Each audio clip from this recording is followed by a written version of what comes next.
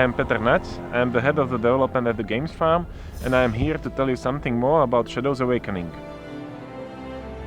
Awakening is an isometric action RPG with several unique features. The most important is the Shadow Realm, and it's a parallel universe where you can meet the spirits, you can meet ghosts and some demons. It is really the essence of the entire game. That soul is mine! You play with a party of heroes, but your main character is a demon, which can change his shape anytime. Something like T-1000 from Terminator, and you can use these changes in dialogues, in battle.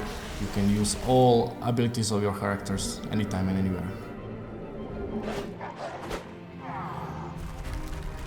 Shadows was designed as a story-driven single-player experience to deliver the best gameplay we can to the players.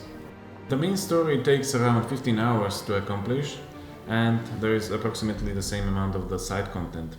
But we have three main characters, and each of them has a unique story, they have unique dialogues, so to really experience the entire game, you will need to play the game like 3 times.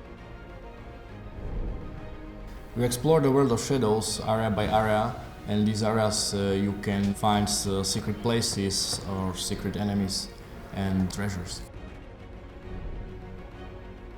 Shadows has 3 different endings depending on the decisions which you have made through the game, and one of them, I can tell you, is like really difficult to unlock.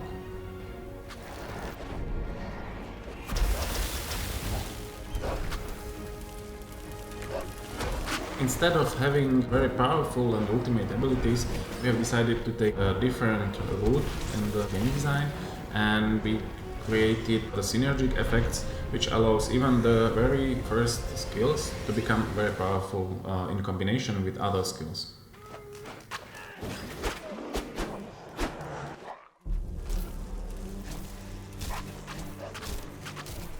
We called playable characters in our game puppets because Devourer see them as his puppets, but there is not true in many situations.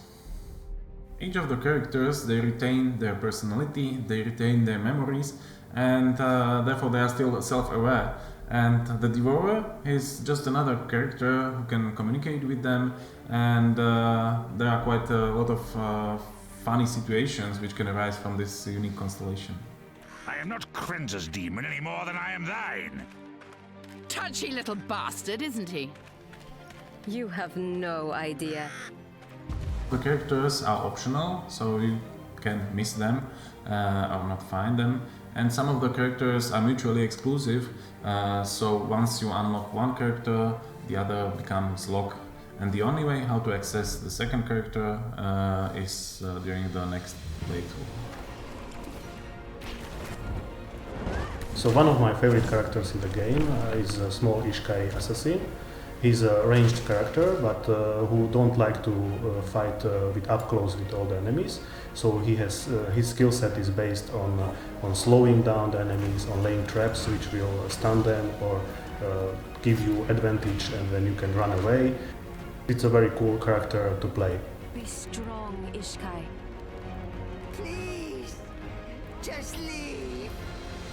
There are more than 150 enemies in Shadows Awakening and almost 60 boss fights.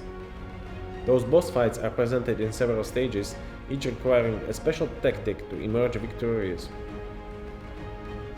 There are optional bosses which can be extremely difficult to overcome, but will unlock worthy treasures.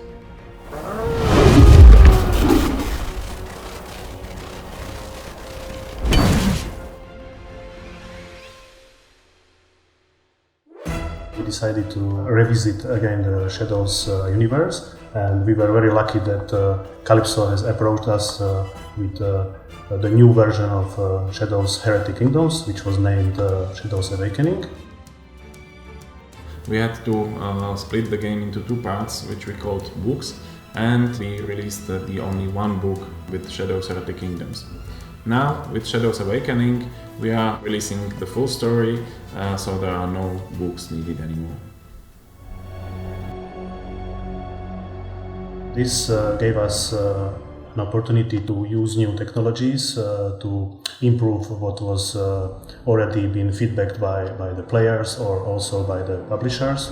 So basically, we are very lucky that we can prove to our players that we can listen to them, we can create new content, we can work with the feedbacks and do new stuff and also improve on what was bad. What also we find out that the old technology we used, the Ogre engine, was not suitable for multi-platforming or for good performances, so we switched the technology to the Unity engine, and thanks to this technology you will see that the game will look much better, will be much smoother, and also the overall feeling and gameplay will be much more satisfactory for the players. A puppet is bound to obey master's every will. Or is it?